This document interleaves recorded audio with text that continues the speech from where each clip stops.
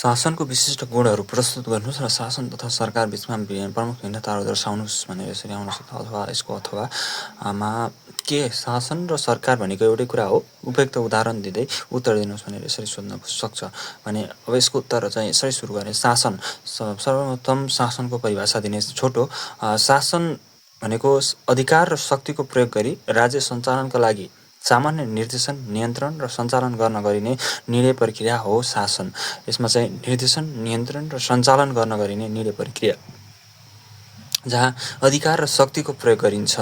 अधिकार र शक्तिको प्रयोग गरी राज्य सञ्चालनको लागि सामान्य निर्देशन, नियन्त्रण र सञ्चालन गर्न गरिने निर्णय प्रक्रिया हो शासन। अब शासनका विशिष्ट गुणहरू भन्नाले शासनका आधारभूत विशेषताहरूलाई बुझाउँदछ, जसलाई निम्नानुसार उल्लेख गर्न सकिन्छ। जहाँ नागरिक सर्वोच्चता अनिवार्य हुन्छ। शासनको विशिष्ट गुणमा नागरिक सर्वोच्चता, नागरिकलाई केन्द्रबिन्दुमा राखी उनीहरूको इच्छा मुताबिक शासन व्यवस्था सञ्चालन गर्ने कानुनको शासन, विधिलाई आत्मसात गर्दै सोही बमोजिम शासन व्यवस्था सञ्चालन गर्ने। अर्को रहेको छ प्रतिनिधित्व प्रणाली, नागरिकले सार्वभौमिक अधिकारको प्रयोग गरी चुनिएका प्रतिनिधि मार्फत शासन सञ्चालन गर्ने।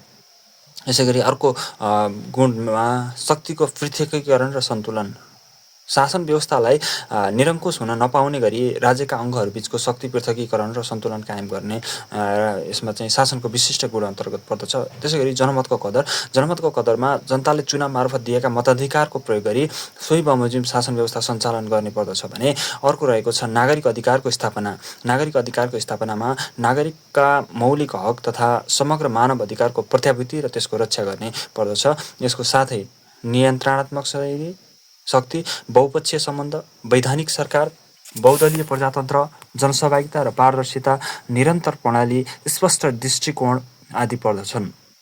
फेरि एकचोटि सम्झौँ। शासनका विशिष्ट गुणहरूमा एउटा नागरिक सर्वोच्चता, कानुनको शासन, प्रतिनिधित्व प्रणाली, शक्तिको पृथकीकरण र सन्तुलन, जनमतको कदर, नागरिक अधिकारको स्थापना र यसका साथसाथै नियन्त्रणात्मक शक्ति, बहुपक्षीय सम्बन्ध, वैधानिक सरकार, बहुदलीय प्रजातन्त्र, जनसहभागिता र पारदर्शिता, निरन्तर प्रणाली, स्पष्ट दृष्टिकोण। अब शासन र सरकार बीचका भिन्नताहरू प्रस्तुत गर्नुपर्यो। शासन र सरकार बीचको भिन्नताहरूमा झट्ट सुन्दा उस्तै लाग्ने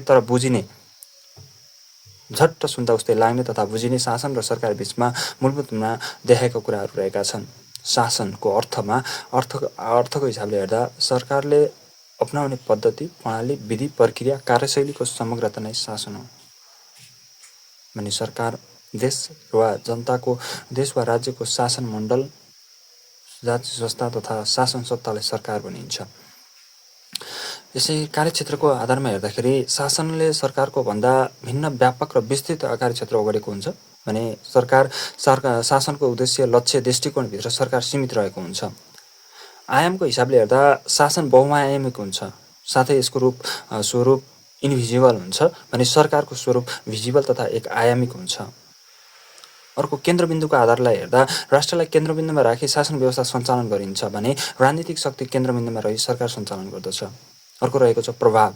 प्रभावमा राजनीतिक दर्शनको प्रत्यक्ष प्रभाव रहँदैन, राजनीतिक दर्शनको मूलतः प्रत्यक्ष प्रभाव रहन्छ प्रभावमा। अर्को अन्त्यमा शासन अन्त्यका लागि दीर्घकालीन लामो तथा कठोर खालको सङ्घर्षको आवश्यकता पर्दछ भने सरकारको अन्त्य सामान्य खालको आन्दोलन वा आवधिक निर्वाचन मार्फत हुँदछ। यसको अन्तिममा निष्कर्ष लेख्ने। निष्कर्षमा आधारभूत रूपमा शासन र सरकारबीच भिन्नता रहे पनि लोकतान्त्रिक मूल्य मान्यताको अवलम्बन गर्दै सरकारले शासनका विशिष्ट गुणहरूको प्रत्याभूति गर्दै शासन व्यवस्था सञ्चालन गर्नु अपरिहार्य देखिन्छ भनेर यसरी समापन गर्ने।